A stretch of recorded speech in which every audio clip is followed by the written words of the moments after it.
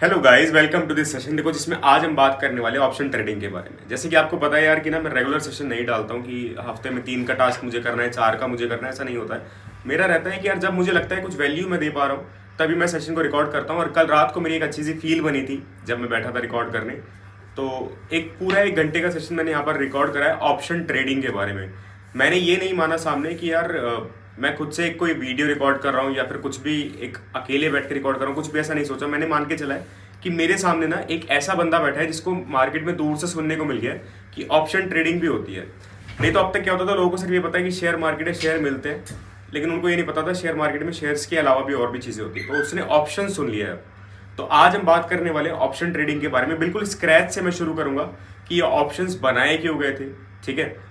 और इसको एंड करके जाएंगे हम बिल्कुल ग्रीक्स तक। हम जाएंगे कि ये थीटा डिके, डेल्टा क्या होता है, गामा क्या होता है, ये सारी चीज़ें हम डिस्कस करेंगे। साथ ही साथ हम ये भी सीखेंगे कि कुछ जनरल क्वेश्चंस जो रहते हैं ना आप सभी के माइंड में कि यार ये option buyer versus option seller, और पुट ऑप्शन बढ़िया रहेगा या ट्रेड करना, और या फिर कॉल ऑप्शन बढ़िया रहेगा। मतलब कुछ जनरल क्वेश्चंस भी होते हैं जो हम लोगों के माइंड में रहते हैं। तो वो सारी चीज़ें आपको इस 1 घंटे के सेशन में मिलने वाली, तो उसको ध्यान से ज़रूर देखना।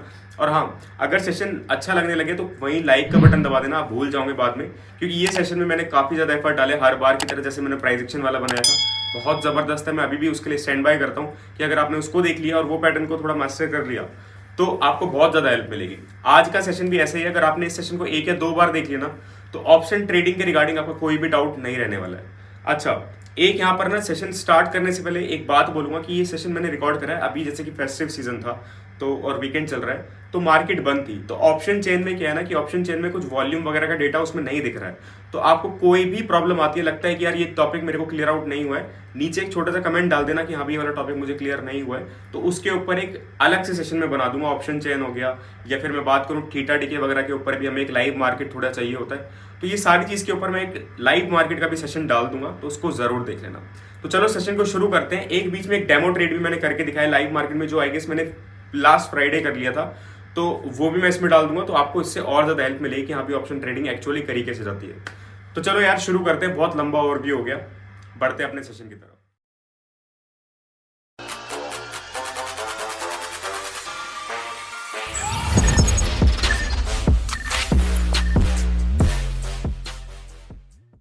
तो चलो गाइज, यहाँ पर अपना सेशन शुरू करते हैं ऑप्शन ट्रेडिंग के ऊपर। आप देख सकते हो आज 14 अप्रैल रात के 3 बज रहे हैं और 3 बजे सेशन रिकॉर्ड कर रहा हूँ मैं, क्योंकि इस टाइम थोड़ा सा मन हो रहा था कि हाँ अभी फ्लो बन रहा है अपना, तो सेशन को रिकॉर्ड कर लिया जाए। क्योंकि वैसे ही लंबा सेशन जब होता है ना, तो मैं कोशिश करता हूँ मैं फील के साथ बैठूँ। ऐसा नहीं कि बस एक टास्क बना लिया। अगर टास्क बनाना होता तो मैं हफ्ते में 6-6 वीडियो भी डाल सकता हूँ, कुछ भी बोल के डाल दूंगा, अपना टास्क पूरा कर लेंगे, व्यूज़ पूरी कर लेंगे। लेकिन अपने को वो नहीं करना है। अपने को अगर कुछ भी एक भी सेशन डालना है तो मैं कोशिश करूँगा कि वैल्यू एड अप करूँ, कुछ बढ़िया चीज़ आपको देके जाऊँ, जिससे कि आपको एटलीस्ट वो सेशन याद रहेगा लंबे टाइम तक। कभी ना कभी तो हेल्प करेगा, चाहे आप मुझे भूल जाओ, लेकिन मेरा कंटेंट आपको याद रहना चाहिए। अब यहाँ पर हम बात करते हैं ऑप्शन ट्रेडिंग की। मैंने बात करी है और बिल्कुल स्क्रैच से शुरू करेंगे यहाँ पर। तो अच्छा, एक चीज़ बताओ, जैसे कि शेयर मार्केट है, आपने दूर से अभी इतना सुन लिया है कि यार ऑप्शन होता है, ऑप्शन ट्रेडिंग मार्केट में कुछ होती है ना, आपको दूर दूर से पता है। और पहली बात, अगर आपने दूर से सुना है, सब कुछ दूर से ही सुनते आ रहे हो कि शेयर मार्केट है, दूर से सुन लिया है, तो नाम रिप्रेजेंट कर रहा है कि यहाँ पर भी है शेयर की मार्केट है, यहाँ पर शेयर खरीदते बेचते हैं। ऐसे ही सब्जी मार्केट होती है। सब्जी मार्केट में क्या होता है, आपको पता है कि यार सब्जी मिलती है, सब्जी खरीदते हैं बेचते हैं। लेकिन कभी आप सब्जी मार्केट असलियत में जाओगे ना, तो वहाँ पर खाली सब्जी नहीं मिलती है, वहाँ पर आपको कुछ प्लास्टिक का बर्तन वगैरह मिलेंगे, ठीक है। वहाँ पर फ्रूट्स मिल रहे होंगे, बहुत सारी चीज़ें वहाँ पर मिलती है। ऐसे शेयर मार्केट में होता है। शेयर मार्केट में खाली शेयर्स नहीं मिलते हैं, शेयर मार्केट में ना शेयर्स के फ्यूचर्स भी मिलते हैं, शेयर मार्केट में ना ऑप्शंस भी मिलते हैं। अब ऑप्शंस के ऊपर तो पूरा सेशन है ही, तो क्यों ना फ्यूचर्स को 2 मिनट में समझ लिया जाए, जिससे कि हमारे फ्यूचर के ऊपर कोई डाउट ना रहे। बहुत सिंपल है। देखो, आपका मन कर रहा है कि रिलायंस का शेयर लिया जाए। रिलायंस का शेयर मान के चलते हैं 2,000 रुपये का चल रहा है। आपका मन कर रहा है कि मैं उसके 500 शेयर लेना चाहता हूँ, ठीक है, 1-2 महीने मुझे होल्ड करना है। तो 2,000 रुपये का एक शेयर है, 500 शेयर आप लेना चाहते हो। तो अगर आप इसमें देखोगे ना, तो आपकी कैपिटल कितनी यूज़ होने वाली है, करीबन करीबन इतनी 10 लाख रुपए आपको कैपिटल अपफ्रंट देनी पड़ेगी, तब आपको 500 शेयर मिलेंगे। लेकिन जब आप इतने शेयर लेते हो ना बल्क में, तो कंपनी आपको ऑफ़र देती है। जैसे कि अगर आप कुछ भी एक टी शर्ट लेने जाते हो, वहीं आप कह रहे हो कि मैं तेरे से 20 टी शर्ट लूँगा, तो आपको दुकान वाला ऑटोमेटिकली जो है डिस्काउंट ऑफ़र करेगा। तो यहाँ पर भी यही होता है कि आप रिलायंस के 250-500 शेयर, इतने ज़्यादा शेयर लेने वाले हो, तो यहाँ पर रिलायंस वाले क्या कहते हैं आपसे कि आप एक काम करो, आप ऐसे लूज़ में शेयर मत लो, मैं आपको ना एक पूरा गुच्छा दे देता हूँ, मैं पूरा एक लॉट दे देता हूँ। लॉट मतलब आप मान के चलो एक पोटली है, एक पैक है, जिसमें 250 का हिसाब बनाया गया है रिलायंस ने। ऐसे हर किसी का अपना एक पोटली का हिसाब होता है, कोई 2000 देगा एक पोटली में, कोई 500 देगा, लेकिन रिलायंस का 250 का हिसाब है कि 250 की मैंने एक पोटली बनाई हुई है, आप मुझसे 2 पोटली ले लो। आपका जो ये काम 10 लाख में हो रहा है ना, ये मैं 3 लाख में कर दूंगा। आप मुझे बस 3 लाख दे दो, आपको 500 शेयर रिलायंस के मिल जाएंगे, रिलायंस के ही मिलेंगे। रिलायंस पावर के नहीं दे दूंगा 10-11 रुपये वाले, मैं आपको रिलायंस के ही शेयर दूंगा जो कि 2000 चल रहे हैं। लेकिन आपको 10 लाख कैपिटल जो देनी थी, अब वो 3 लाख ही देनी पड़ेगी। तो यहाँ पर आपको सीधा सीधा 1/4 लगभग कैपिटल लगी और आपका पैसा बच गया। तो फ्यूचर्स मतलब क्या हो गया कि अगर आपको कभी भी बल्क शेयर बाय करने हो, ठीक है, तो आप डायरेक्टली लूज़ में बाय करने की जगह आप उसको बल्क में बाय करो, तो गुच्छा बाय करो, यानी कि पूरा लॉट बाय कर लो। उसके लिए फ्यूचर्स बनाए गए थे, ठीक है। तो आपको फ्यूचर का कंसेप्ट क्लियर हो गया होगा। तो यार देखो, जो मैंने आपको अभी फ्यूचर्स के बारे में समझाया ना, ये बेसिकली आपको समझाया गया है कि यार जिससे आपके दिमाग में बातें बैठ जाएं। कुछ लोग कहेंगे कि यार जिनको पता है फ्यूचर्स के बारे में कि यार ये क्या कह रहा है, असल में ना फ्यूचर होता कॉन्ट्रैक्ट ही है। मैं फिर से रिपीट कर देता हूँ, फ्यूचर जो मैंने आपको समझाया वो सिर्फ आपके दिमाग में बातें बैठ जाए, इसलिए मैंने ऐसा बोला है कि बल्क में कभी बाय करना हो। देखो, अगर आप ये सोचते हो कि फ्यूचर कॉन्ट्रैक्ट लेके आप 500 शेयर होल्ड करने वाले हो, तो कभी रिलायंस अनाउंस करता है कि मैं डिविडेंड देने वाली हूँ, कंपनी अनाउंस करती है कि मैं डिविडेंड दे रही हूँ हर शेयर पे 10 रुपये जो भी है, तो आपको 500 शेयर पे डिविडेंड मिल जाएगा? नहीं होगा ऐसा। फ्यूचर्स एक सिर्फ पेपर ही है, एक शीट ऑफ पेपर है, जिसमें आपको ये आप अंदाजा लगाते हो कि भैया रिलायंस का शेयर 2500 है, 2700 चला जाएगा, 2300 चला जाएगा, उस हिसाब से आप उसमें प्ले करते हो, ठीक है। तो आप कभी भी ये मत मान के चलना कि आपने फ्यूचर्स ले लिया तो आपने उसके एक्चुअल शेयर ले लिया, आपने बस बेट लगाई कि वो बढ़ने वाला है घटने वाला है, तो जो बढ़ेगा घटेगा वो आपको उन 500 शेयर के हिसाब से प्रॉफिट और लॉस मिलेगा। सिर्फ फ्यूचर का काम इतना ही रहता है। अब बात करते हैं अपने ऑप्शन की। ऑप्शन क्यों बनाए गए थे, फ्यूचर्स क्यों बनाए गए थे, उसका हमने समझ लिया। किसने बनाए थे, कब बनाए थे, हमें मैटर नहीं करता है। हमारे लिए मैटर करता है ये ऑप्शन का मेन यूज़ क्या है। ऑप्शन का जो मेन यूज़ था वो बनाया गया था यार हेजिंग के लिए, ठीक है। हर किसी चीज़ के बहुत सारे यूज़ होते हैं, लेकिन ऑप्शन का जो मेन यूज़ था वो हेजिंग के लिए था। हेजिंग मतलब कि मेरा एक पोर्टफोलियो है, ठीक है। पोर्टफोलियो में मेरे रिलायंस के शेयर पड़े हैं, रिलायंस इंडस्ट्रीज़ के पड़े हैं, पावर के नहीं पड़े। मैं फिर से रिपीट कर रहा हूँ, टाटा मोटर्स के शेयर पड़े हैं, ठीक है, जी के शेयर पड़े हैं, ठीक है। मैंने मान के चला है कि ये मैं 10-15-20 साल तक के लिए होल्ड करने वाला हूँ। अब यहाँ पर क्या होता है ना, लेकिन बीच में ना एक बैड न्यूज़ आ जाती है। मेरे को पता चलता है कि यार टाटा मोटर्स का जो शेयर है ना, टाटा ने कुछ ऐसी कार लॉन्च कर दी है जो कि उनकी बहुत गंदी फ्लॉप होने वाली है। अब टाटा मोटर्स का जो प्राइस चल रहा है 500 रुपये शेयर का, वो गिरने वाला है। तो मेरे पास 3 रास्ते हैं, 2 रास्ते जो आपको जनरली पता है कि या तो मुझे इतना पता चल चुका है कि शेयर प्राइस गिरने वाला है, या तो मैं 500 रुपये में उसको बेच के निकल जाता हूँ, जब वो गिर जाएगा तो उसको मैं सस्ते में ख़रीद लूँगा। लेकिन इसमें एक नेगेटिव पॉइंट है, आपको ये नहीं पता कि वो 500 से 450 आने वाला है, 400 जाने वाला है, 350 जाने वाला है, या फिर कितना जाने वाला है। किसी को बेस नहीं पता, किसी को पीक नहीं पता होती कि शेयर कितना बढ़ेगा या फिर कितने तक गिरने वाला है ना, हमें ये नहीं पता है। तो हो सकता है आप 450 में फिर से उठा लो और वो 350 आ जाए वापस, 300 चला जाए, तो लॉस आपका तब भी होने वाला है। तो आपको बेस नहीं पता है। तो ये वाला प्लान तो हमारा फ्लॉप हो गया। दूसरा प्लान हमारा ये है कि अभी शेयर 500 रुपये चल रहा है, मैं वेट करता हूँ कि ये शेयर घूम आए 300 पे, 400 पे चला जाएगा, घूम आए 300 तक जा रहा है, फिर ये घूम के 500 पे वापस आएगा, फिर 600 पे जाएगा। मतलब ये मेरा जो इतना पूरा टाइम पीरियड है, 6-7-8 महीने जो लगने वाले हैं पूरा वापस प्रोसेस होने में, इसका मैं वेट करूँ। दूसरा ये तरीका है। नहीं तो अब ये तीसरा तरीका बनाया गया, जिसमें क्या है कि आपको जब पता चल गया कि टाटा मोटर्स का जो है शेयर प्राइस गिरने वाला है, तो आपको कुछ ऑप्शंस प्रोवाइड किए गए, ठीक है। उसमें आप उस ऑप्शन को ख़रीद लो, तो अगर आपका शेयर प्राइस गिरने वाला है तो एक सर्टेन ऑप्शन होगा, वो कौन सा होगा वो मैं आपको अगली स्लाइड में बताऊंगा, वो ऑप्शन का प्राइस बढ़ जाएगा, ठीक है। तो अब क्या होगा कि आपका जो शेयर प्राइस, जो शेयर गिरने की वजह से लॉस आ रहा था ना, तो ऑप्शन बढ़ने की वजह से उसका जो प्रॉफिट आएगा, तो लॉस प्रॉफिट आपस में कैंसिल आउट हो जाएंगे। या फिर आपका जो बड़ा लॉस होने वाला था जहाँ, अब वो छोटा लॉस ही रह जाएगा, या फिर आपको हो सकता है उल्टा छोटा प्रॉफिट भी हो जाए, ठीक है। अब इस चीज़ को थोड़ा सा डिटेल में समझते हैं, अगर आपको कोई भी डाउट हो तो वो अब क्लियर हो जाएगा। देखो पहले हम समझते हैं टाइप्स ऑफ ऑप्शंस, जिससे कि हमें पूरा समझ आ जाए अच्छे से कि मैं क्या कह रहा हूँ। देखो, टाइप्स ऑफ ऑप्शन बेसिकली 2 तरीके के ऑप्शन होते हैं, एक होता है हमारा सी, एक होता है हमारा पी, ठीक है।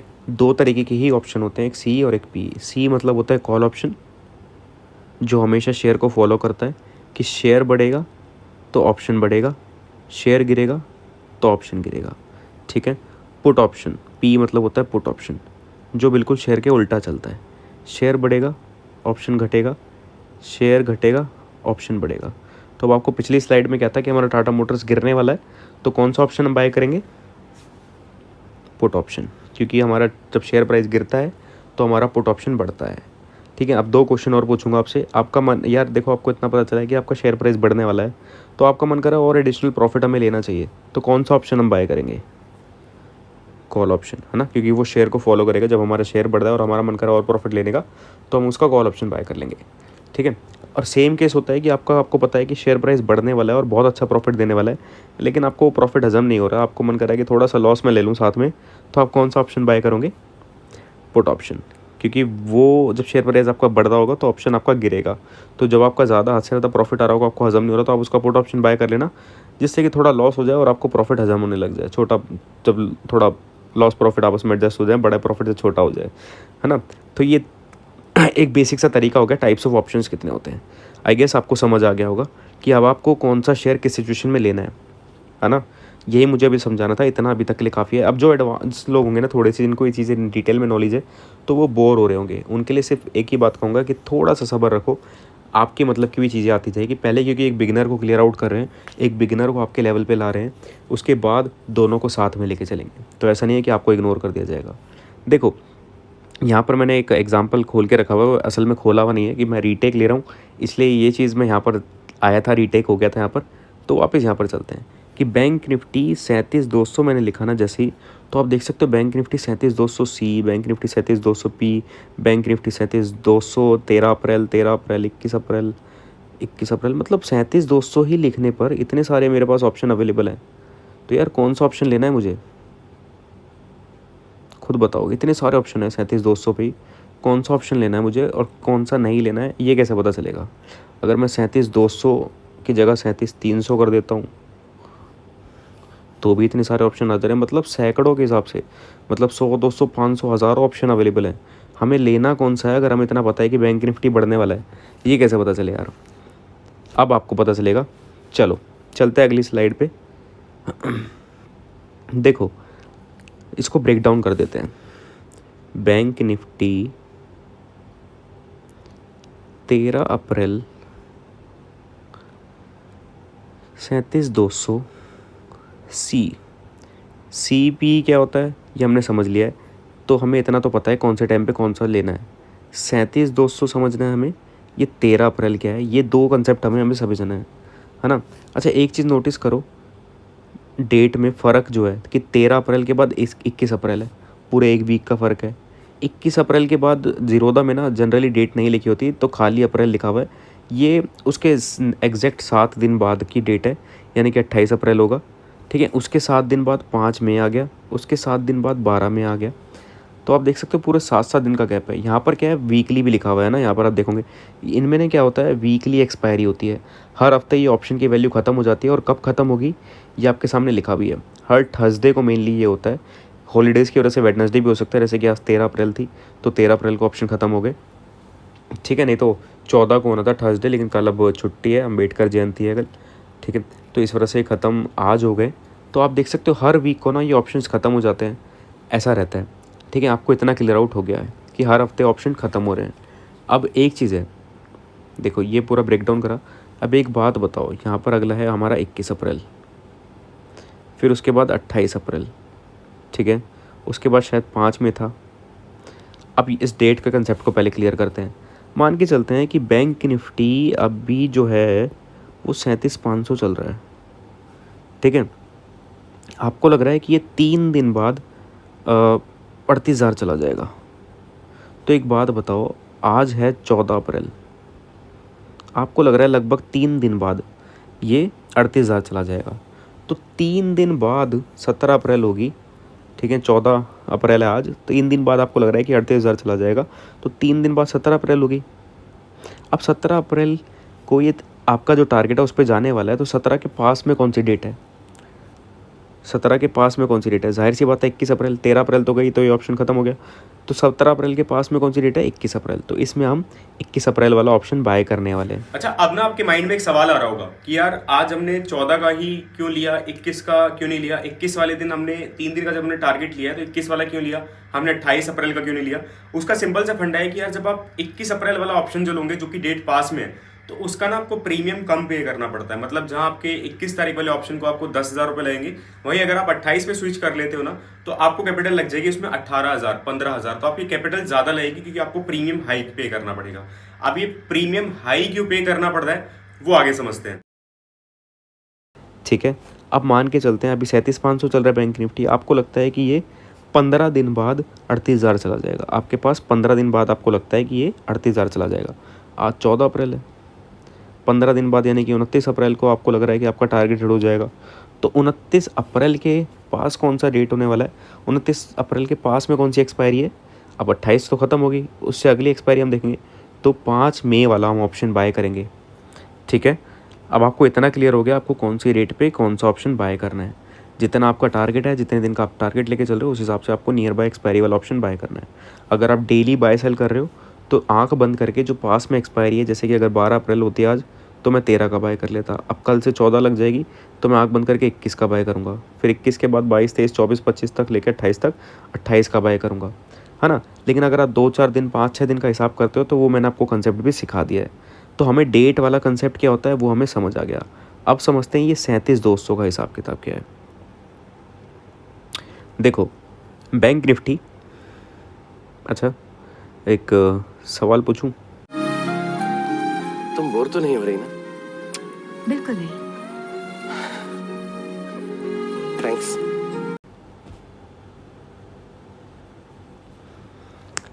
चलो अच्छा है, नहीं हो रहे हो तो।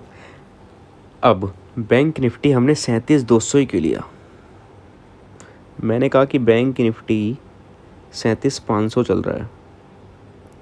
ठीक है, तो हमें डेट का तो पता है। ठीक है, अब मुझे लग रहा है कि बैंक निफ्टी 3 दिन बाद 38,000 चला जाएगा। 3 दिन बाद 38,000 चला जाएगा। क्या बैंक निफ्टी 3 दिन में 500 पॉइंट मूव कर सकता है? ईजिली कर सकता है। एक दिन में भी मूव कर सकता है 500 पॉइंट। तो ये मेरा एक अचीवेबल टारगेट है ना। तो यहाँ पर क्या होगा, जब आपके नियर बाय एक्सपायरी के अचीवेबल टारगेट होंगे तो आपका जो ऑप्शन होगा ना वो आपको उतना महंगा पड़ेगा। ठीक है, एक चीज़ मैं आपको दिखा देता हूँ, चलो सामने चलते हैं। देखो, इसको थोड़ा सा एग्जांपल के साथ समझना है। ये थोड़ा सा टिपिकल कंसेप्ट है और इसको थोड़ा ध्यान से समझते चलना है यार, इससे आपको बहुत सारी चीज़ें क्लियर होने वाली है। देखो, ये निफ्टी बैंक है। निफ्टी बैंक आज के टाइम पे 37,463 पे क्लोजिंग हुई है इसकी। अब आप कह रहे हो कि यार बैंक निफ्टी जो है 37,400 जो चल रहा है, ये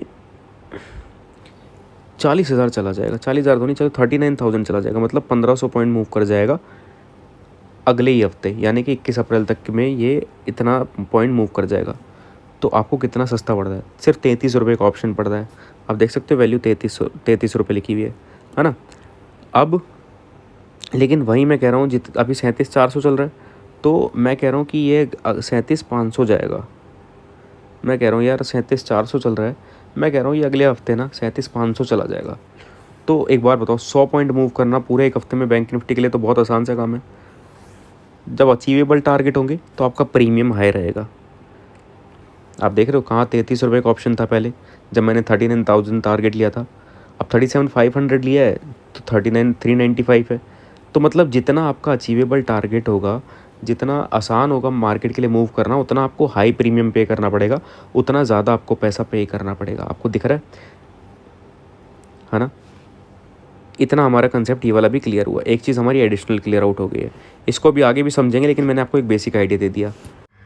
तो आई गेस आपको समझ आ गया होगा कि यार ये प्रीमियम हमने हाई क्यों पे करे हैं। ठीक है, इसका रीजन सिंपल सा यही रहता है कि यार देखो, जब आपने टारगेट लगाया कि 37,500 से बैंक निफ्टी 38,000 चला जाएगा 3 दिन में या फिर एक हफ्ते में मान के चलते हैं, तो 500 पॉइंट अचीव करना वैसे तो जनरली एक दिन में भी हो सकता है। लेकिन अभी क्या है, एक वीक का टाइम है, थोड़ा सा कम है ना, 14 दिन से तो एटलीस्ट कम है ना, कि उससे नेक्स्ट वीक की अगर हम एक्सपायरी लेंगे तो हमें क्या है, ये 500 पॉइंट चेज करने के लिए 2 हफ्ते मिल जा रहे हैं, जो कि इसको बना देते हैं और इजी। ये टारगेट मिलना हमारे लिए और इजी हो जाएगा। जब चीज़ें ईजी होती है, जब हमें लगता है कि हमारे टारगेट आसानी से मिलने वाले हैं, तो जाहिर सी बात है आपको उस ऑप्शन का प्रीमियम हाई ही पे करना पड़ेगा। इसका ये रीज़न होता है। दूसरा इंडिया विक्स भी होता है कि हाँ भी जब इंडिया विक्स थोड़ा हाई चल रहा हो तो प्रीमियम हाई रहते हैं। जैसे यूक्रेन वॉर का भी रहा था कि उसमें वॉर चल रहा था, तो इंडिया विक्स मतलब वॉलेटिलिटी थोड़ी हाई थी। वो अभी हम जब ऑप्शन ग्रीक समझेंगे ना, तो उसमें एक रहता है आपका वेगा रहता है, उसमें थोड़ी वॉलेटिलिटी की बात होती है, उसमें आपको डिटेल में समझ आ जाएगा। एक आइडिया दे रहा हूँ कि जब भी मार्केट में वॉलेटिलिटी ज़्यादा है और आपका इंडिया विक्स ऊपर है, तो आपको ऑप्शन के प्रीमियम हाई ही पे करने पड़ेंगे। तो चलो आगे बढ़ते हैं। अब वापस आते हैं अपने कि 37,200 लेना है, 37,500 लेना है। इसके लिए ना हमें एक चीज़ समझनी पड़ेगी। वो एक चीज़ क्या है कि जो टाइप्स ऑफ ऑप्शंस हमने समझे कि CEP होते हैं, ऐसी टाइप्स ऑफ ऑप्शन की एक और कैटेगरी हम यहाँ पर नहीं बनाते हैं, जिसमें 3 तरीके के ऑप्शन हो जाते हैं। अब एक होता है हमारा ATM, एक होता है हमारा ITM, एक होता है हमारा OTM। ठीक है, बैंक निफ्टी हमारा एग्जांपल ले रहा हूँ मैं अभी, 37,400 चल रहा है, जो कि रियली अभी चल भी रहा है। 37,400 है ना। तो अगर मैं उसका 37,400C बाय कर लूँ,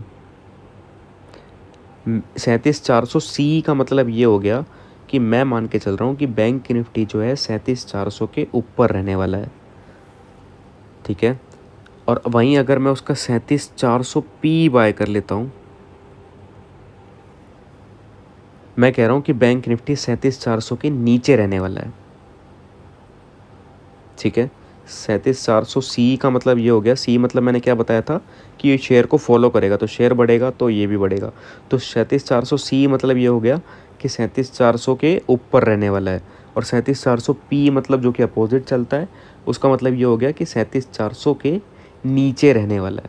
फ़िलहाल अभी बैंक निफ्टी 37,450 चल रहा है ना। एग्जैक्टली अगर हम बात करें तो इसमें से कौन सा ऑप्शन जो है आपका इस टाइम पे सही है?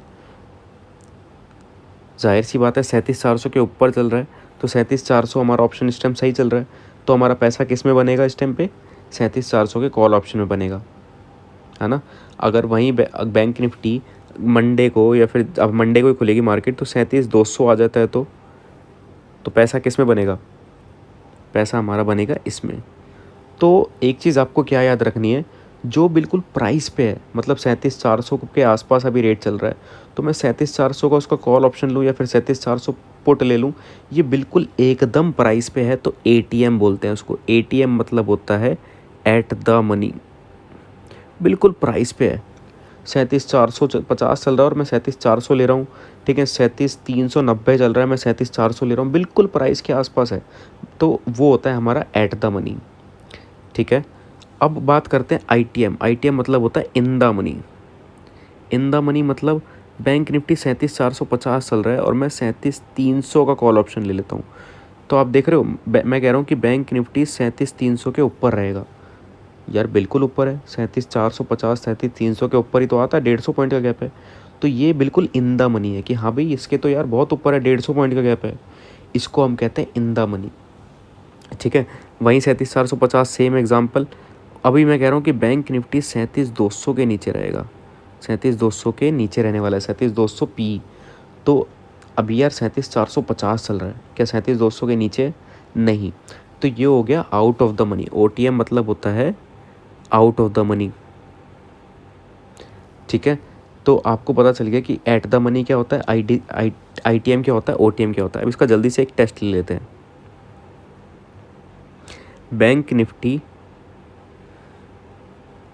38,000 चल रहा है, तो मैं कह रहा हूँ 36,000C, 37,900P, 38,000C, 36,500P, 35,000C। अभी कुछ थोड़े से रैंडमली क्वेश्चन ले लिए जिससे कि आप आंसर दो। 36,000C क्या है कि मैं कह रहा हूँ बैंक निफ्टी 36,000 के ऊपर रहेगा, तो यार ये 38,000 चल रहा है अभी, 36,000 से तो 2,000 पॉइंट ऊपर है। तो ये हमारा हो गया इन द मनी, या फिर जब कुछ ज़्यादा ही बिल्कुल अंदर का प्राइस हो तो हम इसको डीप इन द मनी भी कह देते हैं, नहीं तो आप इन द मनी भी समझ सकते हो। तो ये हमारा इन द मनी हो गया। अब 37,900P, मैं कह रहा हूँ बैंक निफ्टी 37,900 के नीचे रहने वाला है। क्या 38,000 37,900 के नीचे आता है? नहीं आता है। तो ये हमारा हो गया आप इसको OTM भी कह सकते हो, आप इसको एट द मनी भी कह सकते हो, क्योंकि इनमें गैप बहुत कम है, लेकिन फिर भी हम इसको OTM ही मानेंगे क्योंकि अभी फ़िलहाल 100 पॉइंट का गैप इसमें चल रहा है।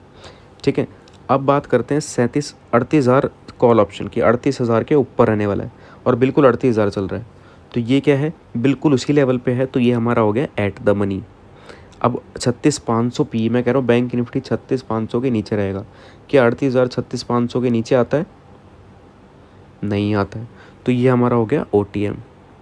अब बात करते हैं 35,000 सी कि 35,000 के ऊपर रहेगा। 38,000 जाहिर सी बात है 35,000 के ऊपर आता है, तो ये हमारा हो गया इन द मनी या फिर डीप इन द मनी। तो आई गेस आपको in the money, deep in the money, out of the money के कंसेप्ट अब क्लियर हो गए होंगे, इसलिए मैंने ये रैंडम टेस्ट भी ले लिया आपका। शायद आपने मन में आंसर दिया होगा, तो अब आपको ये ज़िंदगी भर याद रहने वाला है। ठीक है, अब आपको इतना पता चल गया। अब आपको ऑप्शंस का बिल्कुल बेस जो होता है ना, जो बेसिक बहुत ज़रूरी है, ये अब आपको क्लियर हो गया। ठीक है, अब एक बात बताओ, अब वापस आ रहे थे प्रीमियम पे। बैंक निफ्टी 37,450 चल रहा है यार, तो एक फिर से टेस्ट ले रहा हूँ मैं आपका। ठीक है, 37,300 सी, 36,200 पी, रैंडम नंबर लिख रहा हूँ जो मेरे मन में आ रहे हैं। 37,500 सी, 38,000 सी, 39,000 पी। अब हम बात करेंगे कौन सा ऑप्शन हमें सस्ता पड़ेगा, कौन सा ऑप्शन महंगा पड़ेगा, इसका आंसर आपको देना है। बैंक निफ्टी 37,450 चल रहा है एग्जैक्टली। अब आप मुझे बताओगे कौन सा ऑप्शन सस्ता पड़ने वाला है, कौन सा ऑप्शन महंगा पड़ने वाला है। ये चीज़ मैंने आपको समझाई थी अभी। अभी बैंक निफ्टी 37,300 के ऊपर रहेगा, 37,300 सी ये कह रहा है, तो 37,300 के तो ऊपर है 37,450, तो ये ऑप्शन हमें सस्ता पड़ेगा या महंगा पड़ेगा? जाहिर सी बात है ये थोड़ा हमें महंगा पड़ेगा, है ना, क्योंकि ये बिल्कुल इन द मनी है। In the money, at the money थोड़े हमें महंगे पड़ते हैं, आउट ऑफ द मनी हमें सस्ते पड़ते हैं। मैं फिर से रिपीट कर रहा हूँ, जिससे कि आने वाले 4 क्वेश्चंस आप खुद आंसर दे पाओ। अगला क्वेश्चन पूछ रहा है कि 36,200 पी, मतलब बैंक निफ्टी 36,200 के नीचे रहेगा। क्या 37,450 जो है 36,200 के नीचे है? नहीं यार, ये तो बहुत दूर का है। तो 36,200 जो है मेरा, वो यहाँ पर सस्ता रहेगा, क्योंकि यार ये तो बहुत दूर है अभी। और इतना अगर आप डेट, बिल्कुल मैं वीकली एक्सपायरी लेके चल रहा हूँ कि हाँ भाई अगली एक्सपायरी 21 अप्रैल वाली जो है, उसका एग्जांपल लेके चल रहा हूँ कि आप 7 दिन का गोल लेके चल रहे हो कि ये मेरे टारगेट हिट होंगे, तो उस हिसाब से लेके चल रहा हूँ। तो आपको 36,200 मान के चलते हैं, एक हफ्ते में आपका 1,200 पॉइंट 1,400 पॉइंट लगभग नहीं गिरेगा बैंक निफ्टी, इसलिए आपको ये ऑप्शन सस्ते में मिल जाएगा। अब 37,500 के ऊपर रहेगी मार्केट में, ये कह रहा हूँ अगले हफ्ते, तो 50 पॉइंट का गैप है ना, एट द मनी है, तो मतलब ये ऑप्शन मेरे को महंगा पड़ेगा। 38,000 सी में कह रहा हूँ कि हाँ भैया 38,000 के ऊपर रहेगी बैंक निफ्टी, लेकिन अभी 37,400 चल रहा है, दूर है, तो ये ऑप्शन हमें थोड़ा सस्ता पड़ेगा। अब 39,000 पी में कह रहा हूँ बैंक निफ्टी 39,000 के नीचे रहेगा। अब 39,000 से तो आप लगभग देख रहे हो 1,200 पॉइंट 1,300 पॉइंट ये नीचे ही है, तो ये ऑप्शन हमें पड़ने वाला है बहुत ही महंगा। अब आपको ये भी पता चल गया होगा कि आपको कौन सा ऑप्शन महंगा पड़ रहा है, कौन सा ऑप्शन सस्ता पड़ रहा है। अब आंसर आता है यार फिर अल्टीमेटली, भाई साहब इतना तो बता दो कौन सा ऑप्शन ख़रीदना है। अब देखो ये वाली बात है, अब इसको आप समझो एक्सपायरी से। जब एक्सपायरी होती है ना, जो वीकली एक्सपायरी होती है, वीकली एक्सपायरी जो होती है, उस दिन सारे OTM जो होते हैं वो आपके ज़ीरो हो जाते हैं, सारे out of the money zero हो जाते हैं। ठीक है, तो इसलिए आपको एक्सपायरी वाले दिन, तो अगर आपने ऑप्शन ख़रीद लिया और वो आउट ऑफ द मनी ख़रीद लिया, तो आप फंस जाओगे, उसमें लॉस होना गारंटेड है, क्योंकि वो आउट ऑफ द मनी है। जैसे कि बैंक निफ्टी 37,500 चल रहा है और आपने ख़रीद लिया 38,200 सी कि बैंक निफ्टी 38,200 के ऊपर रहेगा, और बैंक निफ्टी भैया 37,750 ही जा पाता है। आपका ऑप्शन तो 38,200 था, लेकिन बैंक निफ्टी तो 37,750 के आसपास ही नाचता रह गया, 2 बज गए 2:30 बज गए, तो आपका ऑप्शन जो है बहुत जल्दी गिरता जाएगा और वो ज़ीरो हो जाएगा, क्योंकि वो आउट ऑफ द मनी रह गया है। आप 38,200 के ऊपर जा ही नहीं पाए, लेकिन आपने टारगेट क्या रखा था कि मेरा जो है भैया, मेरा टारगेट ये है कि बैंक निफ्टी 38,200 के ऊपर जाने वाला है, तो आपका ऑप्शन जाहिर सी बात है वहाँ वो ज़ीरो हो जाएगा। ठीक है, अब बात करते हैं कि 37,500 चल रहा है, आप ले लेते हो 37,500 ही, 37,500 सी कि मेरा ऑप्शन 37,500 के ऊपर रहेगा, और 37,501 पे भी अगर वो मार्केट क्लोज हो जाती है, तो आपका ऑप्शन ज़ीरो तो नहीं होगा, एट द मनी है, जैसे कि बिल्कुल जीरो तो नहीं होगा, लेकिन वो उसका प्रीमियम काफ़ी गिर चुका होगा, क्योंकि बिल्कुल 1-2 पॉइंट का तो रिस्क है। हो सकता है अगर वो क्लोजिंग हो जाती 2 पॉइंट नीचे 37,499 पे, तो 1 पॉइंट की वजह से, सिर्फ 1 पॉइंट के गैप की वजह से आपका ऑप्शन पूरा ज़ीरो हो सकता था। तो इसका प्रीमियम भी बहुत लो रहेगा उस दिन, आपको लॉस होने के चांसेस इसमें बहुत ज़्यादा रहेंगे। ITM इन द मनी 37,500 चल रहा है बैंक निफ्टी, आप ले लेते हो 37,300 C, 200 पॉइंट का गैप लेके चलते हो कि हाँ भैया बैंक निफ्टी ना 37,300 के ऊपर रहेगा और ऊपर बढ़ता जाएगा। तो ये इन द मनी हो गया। इसमें क्या है, 200 पॉइंट का आप गैप लेके चल रहे हो कि भैया अगर ये 37,400 पे भी आता है तो मेरा ऑप्शन ज़ीरो नहीं होगा। तो इस वाले ऑप्शन में क्या होगा ना, आपको थोड़ा सा पैसा ज़्यादा देना पड़ेगा, क्योंकि आप 200 पॉइंट का गैप लेके चल रहे हो, है ना, कि मेरा ऑप्शन 37,300 के ऊपर रहेगा। तो ये ऑप्शन थोड़ा सा महंगा ज़रूर पड़ेगा आपको, लेकिन इसमें आपका ये है कि आप थोड़ा सा रिस्क फ्री हो जाओगे कि आपका ऑप्शन एटलीस्ट ज़ीरो नहीं होगा, चाहे आपको छोटा लॉस आ जाए चाहे फिर बड़ा प्रॉफिट हो जाए। इसमें आपका क्या है कि लॉस आपका छोटा हो जाएगा। तो अब आपको पता है कि आपको कौन से ऑप्शन में ट्रेड करना है। आधा आंसर आपको मिल चुका होगा, आधा आंसर अब आपको मिलेगा जब आप ऑप्शन ग्रीक समझोगे, क्योंकि ऑप्शन ग्रीक से आपको और डिटेल में आंसर मिलेगा कि कितना ऑप्शन गिरता है अगर बैंक निफ्टी 37,500 एक हो जाए 37,500 से, तो कौन सा ऑप्शन 1 पॉइंट बढ़ेगा। मतलब कि अगर बैंक निफ्टी 37,500 चल रहा है +1 हो जाए, तो हमारा ऑप्शन जो 50 रुपये का है वो +1 हो जाएगा क्या, या 0.5 बढ़ेगा, कितना बढ़ेगा वो कैसे पता लगे। उसके लिए हमें जाना पड़ेगा ऑप्शन ग्रीक की तरफ। फ़िलहाल आपको इतना अंदाज़ा लग चुका होगा कौन सा ऑप्शन आपको ख़रीदना है, ठीक है। एक्सपायरी पे अगर आपको ज़ीरो होने से उसको बचाना है, तो आई गेस इतना आपको मैंने सारा कंसेप्ट क्लियर कर दिया है। देखो, अब तक हमने टाइप्स ऑफ ऑप्शन सारे समझ लिए, ठीक है।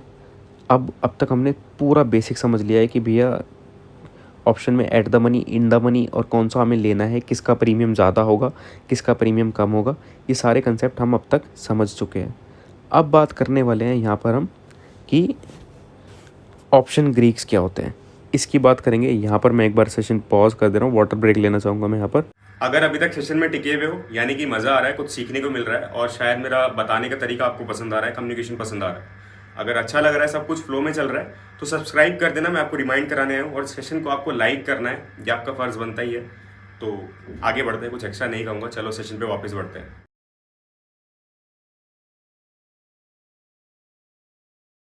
ये ऑप्शन ग्रीक बहुत मैटर करते हैं। अगर आपने इनको समझ लिया ना तो बहुत ईजी होने वाला है आपका काम। ऑप्शन बायर हो तो बहुत नुकसानदेह भी होते हैं ये, और ऑप्शन सेलर हो तो फ्री का प्रॉफिट भी देके जाते हैं, वो बात की बात है। लेकिन पहले ऑप्शन ग्रीक समझते हैं। सबसे पहले ग्रीक्स में जो आता है वो आपका आता है थीटा डीके, ठीक है। थीटा आपने सुना भी होगा, थीटा थीटा बहुत चलता है कि यार आज तो प्रॉफिट होने वाला था लेकिन थीटा डीके ने खा लिया।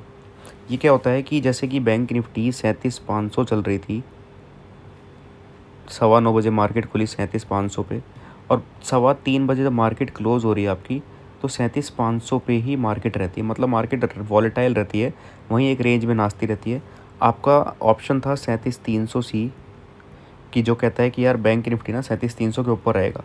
जाहिर सी बात है 37,500 37,300 के तो ऊपर ही है, तो आपने लिया था ये 300 का प्रीमियम पे करके, ठीक है। तो आपको क्या लग रहा है कि जब मार्केट 9:15 पे जब आपने 300 में ख़रीदा था, क्या 3:15 बजे भी 37,300 की वैल्यू 300 रहेगी? नहीं, वो 250 हो जाएगी। ये थीटा जो होता है ना, एक तरीके से टाइम की वैल्यू लेता रहता है। टाइम की वैल्यू लेता रहता है इन द सेंस, मतलब ये हो गया कि ये आप जितनी देर को ऑप्शन को होल्ड करके रखोगे, जितनी देर आप ऑप्शन होल्ड करोगे, उतनी जल्दी और उतनी ज़्यादा उसकी वैल्यू गिरती जाएगी, ठीक है। जब तक कि वो आपके डायरेक्शन में बढ़ेगा नहीं। जैसे आपने 37,300 लिया था सी, अगर बैंक निफ्टी 37,500 से 600 700 800 बढ़ता जाएगा तो थोड़ा ठीक है। लेकिन फिर भी क्या होता है ना कि थोड़ा थोड़ा टाइम थीटा डीके चलता रहेगा। मतलब जितने टाइम तक आप ऑप्शन होल्ड कर रहे हो उसकी थोड़ी थोड़ी वैल्यू गिरती रहेगी। अब ये वैल्यू कितनी गिरेगी ये कैसे पता लगे कि भैया हमारे ऑप्शन की वैल्यू कितनी गिरने वाली है ना। तो ये भी तो हमें पता होना चाहिए ना। तो उसके लिए हम क्या करते हैं, हम खोलेंगे अपना गूगल क्रोम, यहाँ पर हम सर्च कर देंगे ऑप्शन चेन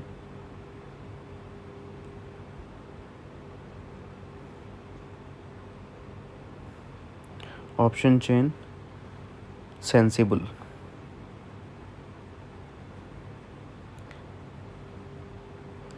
अगर आप ये ऑप्शन चेन सेंसिबल सर्च करोगे ना, इसको खोलो एक बार,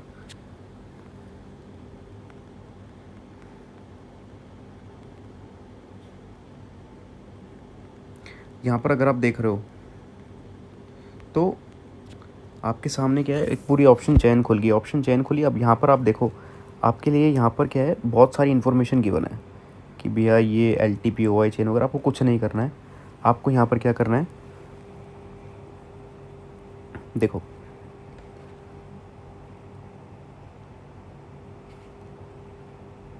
यहाँ पर देखो, मैं अगर यहाँ पर आपके सामने दिख रहा है राइट साइड मैंने क्लिक करा तो यहाँ पर डेल्टा आ गया, गामा आ गया, थीटा आ गया। मैं थीटा ऑन कर दे रहा हूँ तो ठीक है, ये भी मैं डेल्टा भी आपको भी समझाऊंगा। तो ये वेगा भी आपको बता ही दूंगा, चलो लग याद। गामा वगैरह इतना काम का नहीं, क्योंकि गामा सिर्फ चेंज बताता है, वो आपको मैं भी बता दूंगा। चलो ऑन कर देते हैं इसको। ये अब मैंने कर दिया ऑन। तो अब आपके सामने क्या है, आपके सामने देखो भाई मार्केट बंद पड़ी है ना, तो यहाँ पर ये बता नहीं रहा कि कितना टाइम के साथ वैल्यू गिरेगी। तो यहाँ पर ये थीटा डीके में लिखा आ जाता है कि कितने पॉइंट जो है आपकी वैल्यू घटने वाली है, आप अगर होल्ड करते हो तो। ठीक है, तो थीटा डीके आप यहाँ पर देख भी सकते हो। जब ये लाइव मार्केट चल रहा होगा आपके सामने लिखा आ जाएगा। तो आपको कोई कैलकुलेशन नहीं करनी है, आपको सिर्फ ऑप्शन चेन सेंसिबल खोलना है, उसमें आना है, उसमें ये आपको एनेबल कर लेना है सेटिंग में जाके, मैंने आपको बता भी दिया। और थीटा डीके में आपको दिख जाएगा कितनी वैल्यू उसकी गिरने वाली है। ये हो गया टाइम की वैल्यू जो आपको पे करनी है। ठीक है, इसकी कोई कैलकुलेशन नहीं आपको करनी है। नेक्स्ट आपका आता है थीटा के बाद, ठीक है, थीटा आपने थीटा डीके पे कर दिया भैया। अब इसमें क्या होता है ना, इसमें ऑप्शन सेलर को पैसा मिलता है कि ये ऑप्शन सेलर है। ठीक है, ऑप्शन सेलर को क्या है यार कि उसने कोई ऑप्शन 300 में बेच दिया, वही वाला सेम ऑप्शन उसने बेचा था, बायर ने ख़रीदा था। ठीक है, इसने सेलर ने बायर को बेच दिया, मान के चलते हैं। तो बायर ने होल्ड रखा उसको पूरे दिन, तो उसको वो ऑप्शन 250 पे आ गया। लेकिन वहीं सेलर ने उसको बेचा हुआ था, तो उसको तो यार वापसी जब वो बायर वापस बेचेगा सेलर को, तो जाहिर सी बात है यहाँ पर बीच में जो 50 पॉइंट आए वो किसको मिलेंगे, वो सेलर को मिलेंगे। तो सेलर को क्या है यार, थीटा डीके की ना अच्छी खासी बैठे बैठे वैल्यू मिलती है। इसलिए मार्केट में अगर सेलर कभी कभी डायरेक्शन गलत, जैसे कि अगर मार्केट में उसने बोला कि 37,300 मैं कॉल ऑप्शन ले रहा हूँ, ठीक है, और मार्केट 37,300 पे ही नाचती रहती है, एक ही रेंज में मार्केट वॉलेटाइल रहती है, तो भी उसको पैसा मिलता रहेगा, क्योंकि मैंने आपको बताया कि थीटा डीके चलता रहेगा, ऑप्शन की वैल्यू जल्दी जल्दी घटती रहेगी। और एक चीज़ याद रखना, जैसे जैसे एक्सपायरी पास आती जाएगी फ्राइडे से, जैसे अब फ्राइडे से फ्रेश शुरू होते हैं ऑप्शन, ठीक है, फिर जैसे जैसे ट्यूसडे आएगा, वेडनेसडे आएगा, थर्सडे आएगा, थर्सडे को तो एक्सट्रीम हो जाता है, मतलब जैसे जैसे आपकी एक्सपायरी पास आती जाएगी ना, ये थीटा डीके बहुत तेज़ होता जाएगा और जल्दी जल्दी ऑप्शन की वैल्यू गिरने लग जाती है। और कितनी गिरेगी ये आपको उसमें पता चल जाएगा, मैंने आपको बता दिया कैसे पता चलेगा। अब बात करते हैं नेक्स्ट डेल्टा की। ये मोस्ट इंपॉर्टेंट है, क्योंकि आपको पता होना चाहिए कि आपका ऑप्शन कितना बढ़ने वाला है। अगर 1 पॉइंट बैंक निफ्टी बढ़ता है तो आपको वो डेल्टा से पता चलता है। ठीक है, मैंने आपको 3 चीज़ें समझाई थी, ATM, ITM और OTM। एक चीज़ याद रखना कि बैंक निफ्टी जब भी 37,500 कोई भी एक रेंज है उसमें +1 होता है, तो ATM में 0.5 बढ़ता है।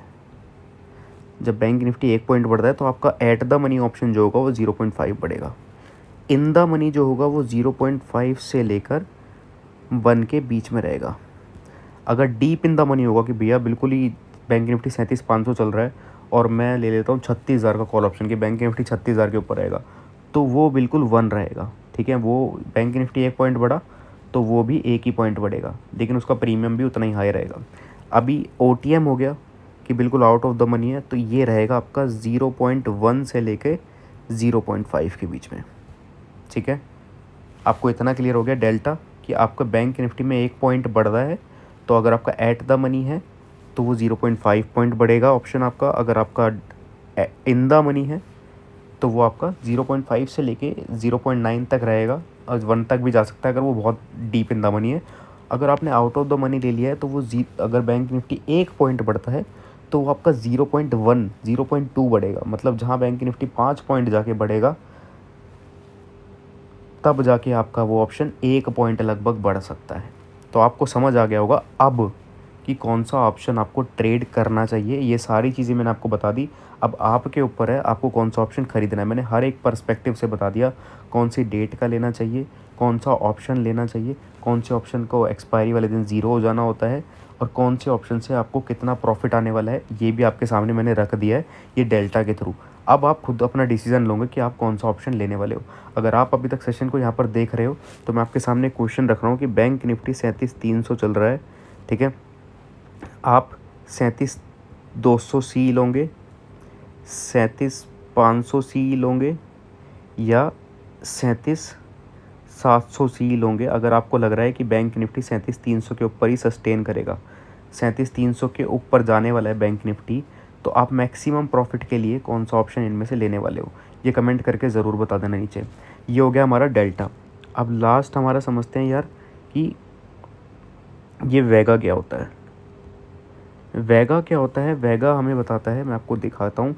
वेगा हमारा वैसे बताता है इम्प्लाइड वॉलेटिलिटी कि मतलब मार्केट में जितनी वॉलेटिलिटी होगी ना, मतलब मार्केट में जितना ज़्यादा न्यूज़ आने का रिस्क होगा। जैसे आपको पता होगा कि बीच में ना अभी वॉर चला था, जैसे यूक्रेन और रशिया का वॉर चल रहा था, उस टाइम पे ऑप्शंस ना नॉर्मली इन द मनी जो ऑप्शन 300 रुपये के रहते हैं फ्राइडे वाले दिन, 300, 350 या 400 रहते हैं, वो 700 चल रहे हैं, 800 चल रहे हैं।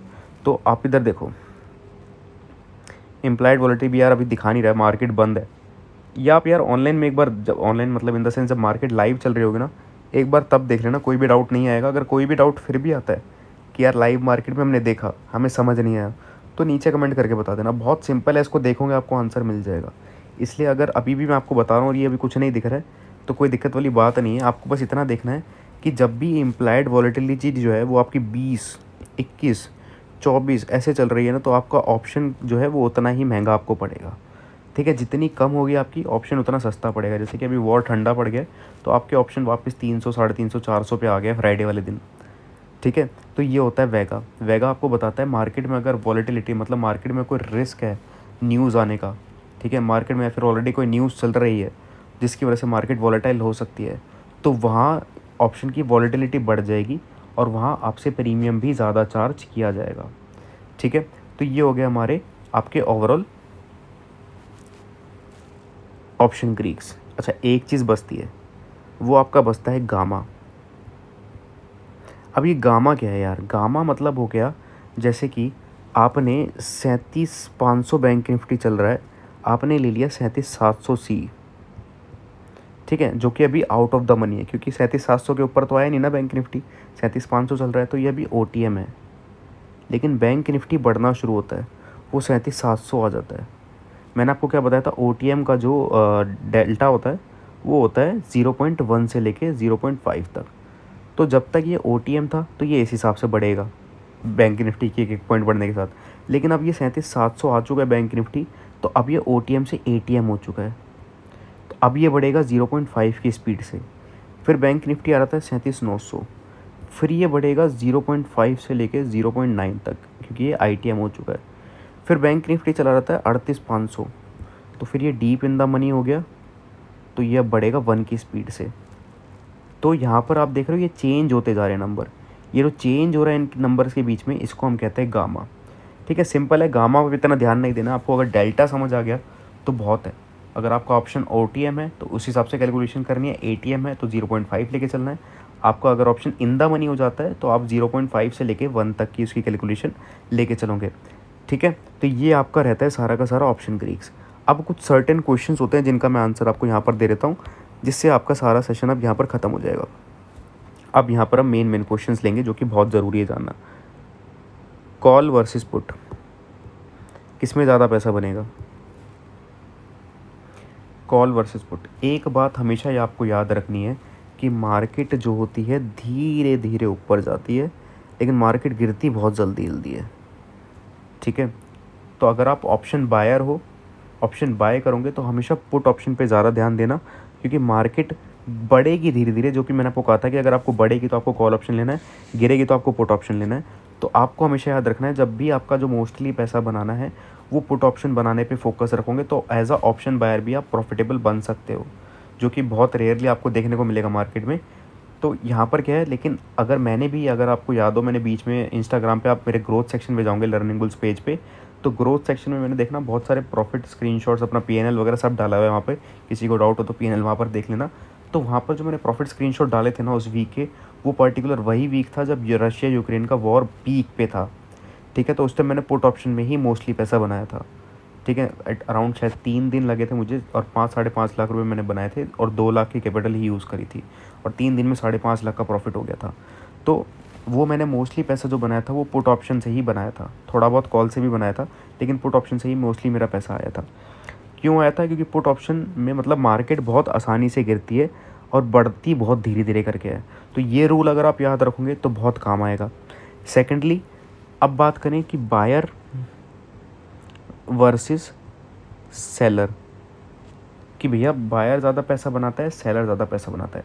इसका जवाब वैसे भी आपको ऑलरेडी मिल गया होगा कि बायर को ना एकदम करेक्ट डायरेक्शन पकड़नी पड़ती है। बायर ने अगर गैस करा है कि मार्केट ऊपर जाएगी और उसने कॉल ऑप्शन ले लिया है, तो मार्केट ऊपर ही जानी चाहिए। अगर मार्केट फ्लैट रहती है तो मैंने आपको बताया कि जो थीटा डिके है वो उसकी वैल्यू खाएगा और ऑप्शन उसका गिर जाएगा। लेकिन वहीं अगर सेलर है, उसने कहा कि मार्केट ऊपर जाएगी और वो पुट ऑप्शन को शॉर्ट कर देता है, लेकिन मार्केट वहीं की वहीं रहती है, लेकिन उसको फिर भी क्या होगा, जो टाइम डिके की वैल्यू है वो मिलेगी। तो यहाँ पर सेलर के पास ज़्यादा चांसेस होते हैं कि वो पैसा बना पाएगा। इसलिए आपने सुना भी होगा कि जनरली जो बड़े ट्रेडर होते जाते हैं, जैसे जैसे उनकी कैपिटल बढ़ती जाती है, वो बाइंग से सेलिंग की तरफ स्विच करने लग जाते हैं। मेरा भी बीच में सेलिंग की तरफ स्विच करने का मन था, मैंने किया भी, लेकिन अभी कोई थोड़ा सा मैंने प्लान ड्रॉप कर दिया है कि मैंने सोचा यार थोड़ा सा, अभी काफ़ी सारे ना मेरे साथ ट्रेडर जो जुड़े हुए हैं उनकी कैपिटल कम है, तो अगर मैं सेलिंग की तरफ स्विच कर जाऊँगा तो वो मेरे से कनेक्ट नहीं कर पाएंगे। वो कहेंगे यार ये सेलिंग कर रहा है और बाइंग के ऊपर बातें कर रहा है, तो वो कनेक्ट नहीं कर पाएंगे। तो इसलिए अभी मैं बाइंग की तरफ ही हूँ, लेकिन थोड़े टाइम में मैं सेलिंग की तरफ स्विच कर जाऊँगा। फ़िलहाल अभी मैं आपको एज अ बायर ही बता रहा हूँ, ठीक है। तो आपको इतना याद रखना है, बायर बहुत रिस्क पे होता है। ऑप्शन बायर मार्केट आप में मान के चलो सबसे रिस्क पे होता है, और सेलर के पास एडवांटेज होता है, वो गलत भी है और मार्केट वॉलेटाइल भी है, तब भी वो पैसा बनाएगा, ठीक है। तो ये आपको आंसर एक मिल गया। अब बात करते हैं नेक्स्ट, ओवरनाइट डीके भी होता है क्या? कि जैसे कि मैं फ्राइडे को ऑप्शन बाय करता हूँ और उसको मंडे के लिए होल्ड करके चला जाता हूँ। तो आप एक बात याद रखो, टाइम डीके की वैल्यू आपको देनी ही है। थीटा जो है वो रात भर भी चलेगा। आप ऑप्शन अगले दिन सो के उठोगे तो जो मार्केट 37,800 पे क्लोज़ हुई है और 37,800 पे भी खुल जाएगी ना, आपका ऑप्शन अगर 300 चल रहा था तो वो अगले दिन 300 नहीं होगा, वो 270 चल रहा होगा। अगर वेडनेसडे वगैरह होगा या बिल्कुल एक्सपायरी के पास होगा तो वो हो सकता है वो 200 पे भी ओपन हो जाए। तो आपको एक बात याद रखनी है, आपको ऑप्शन ओवरनाइट होल्ड तब ही करना है जब आप 200% श्योर हो। मैं तो 100 भी नहीं कहूँगा, जब आप 200% श्योर हो कि अगले दिन मार्केट आपके ऑप्शन के होल्ड वाली डायरेक्शन में ही खुलने वाली है। अगर आपने कॉल ऑप्शन करा है तो मार्केट गैप अप ही खुलनी चाहिए, फ्लैट भी नहीं खुलनी चाहिए, ठीक है। अगर आपने पुट ऑप्शन होल्ड करा है तो मार्केट गैप डाउन ही खुलनी चाहिए, फ्लैट नहीं खुलनी चाहिए। ये रूल याद रखो। ऑप्शन बायर में प्रॉफिटेबल बनना बहुत मुश्किल होता है। मैंने भी बीच में भी बहुत लॉस खाए थे, ओवरऑल मैं लॉस में आ गया था। मैंने आपको इंस्टाग्राम पे चीज़ें शेयर करता रहता हूँ, प्रॉफिट स्क्रीनशॉट्स वगैरह वहाँ डालता हूँ, स्टोरी में अपनी डालता हूँ, तो इंस्टाग्राम पे फॉलो कर लेना। मैं बीच में खुद लॉस में आ गया था पिछले ईयर में, जब मैं लर्निंग फेज़ में था, तो फिर से प्रॉफिटेबल बनने में काफ़ी मेहनत लगी थी, ठीक है। ये चीज़ आपको याद रखनी है। ऑप्शन बायर बनना अल्टीमेट चीज़ है, मज़ा भी आता है। अब एक बात याद रखो, एक चीज़ है कि हाँ भाई, जब वेडनेसडे वगैरह होता है, ट्यूसडे वेडनेसडे होगा ना, तो क्या होगा ना कि आपके जो ऑप्शन की वैल्यू है, मैंने आपको बताया वो थीटा डी के खाता जाएगा वैल्यू, तो उसका हमें फ़ायदा भी मिलता है। उसका फ़ायदा हमें क्या मिलता है कि जो फ्राइडे को ऑप्शन हम इन द मनी ले रहे थे वो 300 रुपये का था, वो अब वेडनेसडे वाले दिन, थर्सडे वाले दिन हमें 100-120 में भी मिल जाएगा। तो क्या है, वो बढ़ना उसी रेट से 0.5 0.9 के हिसाब से ही है, तो ये हमें तो सस्ते में मिल गया।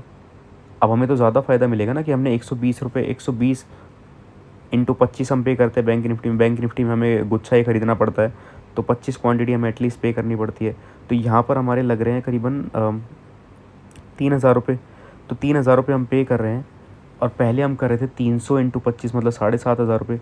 लेकिन हमें प्रॉफिट उतना ही मिलने वाला है जितना यहाँ पर मिलता 7,500 पे करके, वहाँ अब हमें 3,000 पे करके मिलने वाला है। तो एक्सपायरी के पास आते हैं तो ऑप्शन की वैल्यू कम होगी, लेकिन प्रॉफिट हमें उतना ही मिलेगा जितना बैंक निफ्टी अपने डेल्टा के हिसाब से मूव करेगा। डेल्टा जितना होगा, डेल्टा सेम रहेगा, चाहे एक्सपायरी पास हो या दूर हो। इसलिए जो मोस्टली आपका ऑप्शन बायर के तौर पे प्रॉफिट बनेगा, बड़ा प्रॉफिट जब परसेंटेज ऑफ रिटर्न के हिसाब से जो बनेगा, वो आपका एक्सपायरी के आसपास वाले दिन ही बनेगा। इसलिए मैं एक्सपायरी पे, आपने देखा होगा, मैं मोस्टली ट्रेड करता ही हूँ। हाँ, आप पिछले एक चीज़ और बताऊँगा, अभी पिछले 2-3 एक्सपायरी ठीक नहीं गई हैं, काफ़ी वॉलेटाइल रही हैं, तो थोड़ा सा अब आपको इन दिनों थोड़ा सा एक्सपायरी पर ज़्यादा रिस्क नहीं लेना चाहिए अभी फ़िलहाल के लिए। मार्केट थोड़ी ठीक नहीं चल रही एक्सपायरी वाले दिन, वॉलेटाइल में ही ख़त्म हो रही है। नहीं तो मोस्टली क्या मार्केट का रूल होता है कि 12 के बजे के बाद मोमेंटम आता है, लेकिन अभी क्या है कि अगर आपने अभी कल की भी एक्सपायरी देखी हो तो 12 बजे से पहले ही मोमेंटम आ गया था, 12 बजे के बाद कोई खास मोमेंटम नहीं था।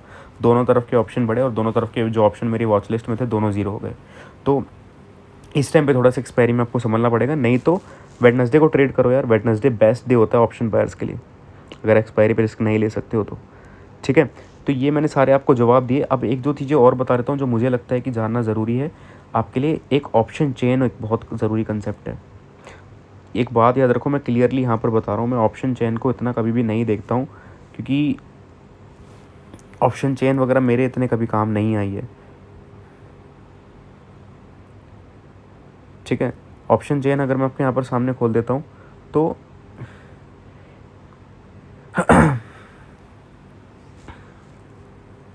एक सेकंड, दूसरी वाली खोलते हैं, शायद उसमें कुछ डेटा हमें देखने को मिलेगा।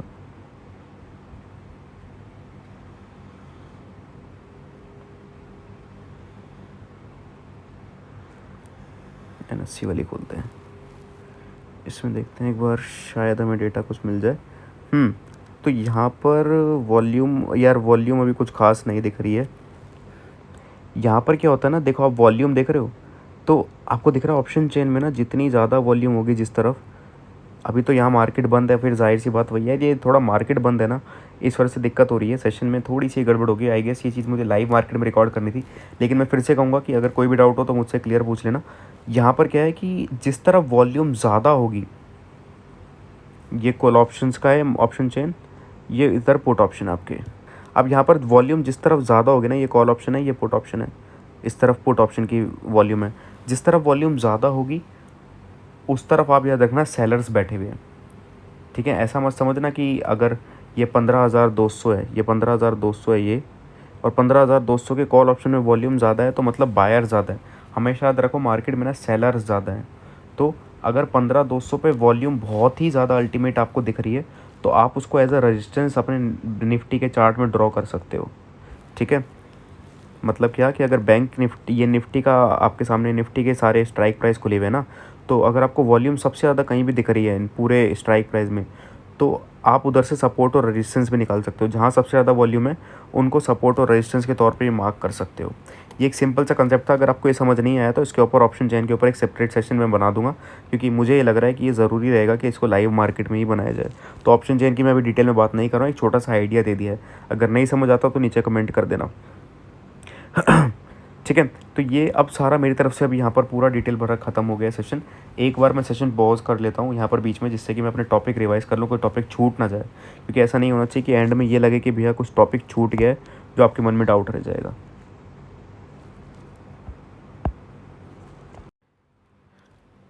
नहीं यार, तो अभी कुछ ऐसा बचा नहीं है। यहाँ पर हम करते हैं सेशन को द एंड, और इतना ही था मेरी तरफ से। ये पूरा एक ऑप्शन का कंसेप्ट मैंने यहाँ पर आपको क्लियर कर दिया, हर एक चीज़ बता दी। अब इसके बाद आपको कभी भी कोई डाउट नहीं रहेगा मुझे कौन सा ऑप्शन खरीदना है, कौन सा ऑप्शन कब नहीं खरीदना है, मुझे बाइंग करनी चाहिए, मुझे सेलिंग करनी चाहिए, किस में मेरा फ़ायदा है, मतलब हर चीज़ का आपके पास जवाब है। अब आपको ना यहाँ पर बीच में, अब मैं यहाँ पर एक प्राइस एक्शन का जो मैंने एक रिकॉर्ड करा था सेशन, वो मैं छोटा सा डाल दे रहा हूँ कि मैंने लाइव ट्रेडिंग जो करी है इन्हीं सारी चीज़ों को यूज़ करके, वो लाइव सेशन जो है एक बार छोटा सा देख लेना, उसके बाद आपका यहाँ पर ख़त्म हो जाएगा। तो बस मेरी तरफ से इतना ही। अच्छा लगे तो यार सब्सक्राइब ज़रूर कर देना यार, सेशन में ना बहुत मेहनत लगी है। अगर एफर्ट पसंद आए तो सब्सक्राइब कर देना, और नीचे एक हार्ट कमेंट ज़रूर कर देना है आपको। Thank you. अब देखो, जैसे कि यहाँ पर आपको दिख रहा होगा डब्ल्यू पैटर्न बन रहा है, मैं आपको दिखा भी देता हूँ मार्क करके कि डब्ल्यू पैटर्न कैसा बन रहा है। इसको ध्यान से देखना एक बार है। आपको पता होगा, बहुत बेसिक चीज़ है, लेकिन जिसको नहीं पता उसको अंदाज़ा मिल जाएगा। देखो यहाँ पर डब्ल्यू बनता दिख रहा है आपको, ये डब्ल्यू बना, उसके बाद क्या हुआ, यहाँ पर एक ये डब्ल्यू का रीटेस्ट हो रहा है ना, जो कि रीटेस्ट हमें दिख रहा है सक्सेसफुल जा रहा है। तो यहाँ पर हम क्या कर सकते हैं, सिंपली एक ट्रेड ले सकते हैं। ग्रीन कैंडल जो ये बन रही है इसके नीचे हमारा एसएल रहेगा। ठीक है, इस ग्रीन कैंडल के नीचे एसएल डाल के हम एक ट्रेड ले सकते हैं। अब ऑप्शन कौन सा लेना है वो हमारी चॉइस आती है। सबसे पहले देखो अभी कितना चल रहा है, 17,732 अपॉर्चुनिटी निकलती जा रही है। मेरे को थोड़ा पहले एंटर करना था, तो यहाँ पर मैं 17,700 का कॉल ऑप्शन लूँगा। मैं कहना चाह रहा हूँ कि मार्केट 17,700 के ऊपर सस्टेन करने वाली है। अब 17,700 सर्च करोगे तो बहुत सारे ऑप्शन आ रहे हैं, है ना। आप देख रहे हो कितनी बड़ी एक लिस्ट आ गई है। हमें कौन सा लेना है, हमें लेना है रीसेंट एक्सपायरी वाला, जो भी एक्सपायरी सबसे पास है। कौन सी डेट आपको लग रहा है सबसे पास है? क्या 21 अप्रैल सबसे पास है क्या? या 13 अप्रैल है। आपको खुद को पता है जेनुअनली कि हाँ भी 13 अप्रैल सबसे पास है, और मैं कह रहा हूँ हमें जाना है कि मार्केट ऊपर जाएगी उस ग्रीन कैंडल के पास से। ग्रीन कैंडल से ऊपर जाने वाली है, मतलब हम कॉल ऑप्शन को सपोर्ट कर रहे हैं। तो यहाँ पर हम कॉल ऑप्शन को यहाँ पर बाय करेंगे, और स्टॉप लॉस हमारा कहाँ रहेगा? सिंपली हमारा स्टॉप लॉस रहने वाला है इस ग्रीन कैंडल के नीचे, जो ग्रीन कैंडल अभी बन रही है। अब देखो मतलब 149.50 हमारा एसएल रहने वाला है। मैं आपके लिए एक बार लेके दिखा देता हूँ। एक छोटा सा ट्रेड लिया मैंने यहाँ पर, और रिस्क रिवॉर्ड रेशियो अभी अवॉइड करेंगे क्योंकि बहुत लेट हो गया एंटर करने में। करीबन जब ये 17,709 चल रहा था तब मैंने प्लान किया था, लेकिन रिकॉर्डिंग में बीच में एरर आ गया था, इस वजह से लेट हो गया। ठीक है, ये एक छोटा सा ट्रेड लिया है। जब ये हाई क्रॉस कर देगा इसके बाद हम इसको क्लोज कर देंगे, बस इतना ही अपना टारगेट होता। चलो वेट करते हैं कि ये 180 को क्रॉस करता है कि नहीं करता है अभी।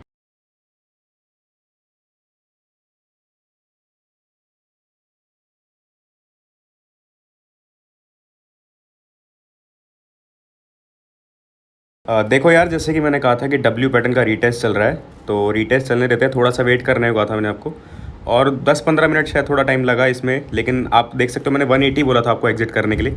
लेकिन फ़िलहाल अभी जो चल रहा है वो हमारा 197 चल रहा है ना, 197 198। अपना टारगेट 180 था, लेकिन अपना टारगेट ऊपर निकल चुका है, तो उस पर मैं 200 का एग्जिट ला के छोड़ देता हूँ। ईजिली मुझे मिलने वाला है टारगेट। ठीक है, तो आप देख सकते हो एक छोटा सा मैंने आपको ट्रेड भी एग्जीक्यूट करके दिखा दिया कि ट्रेड हम कैसे कर सकते हैं। ठीक है, लिमिट ऑर्डर हमने डाल दिया है।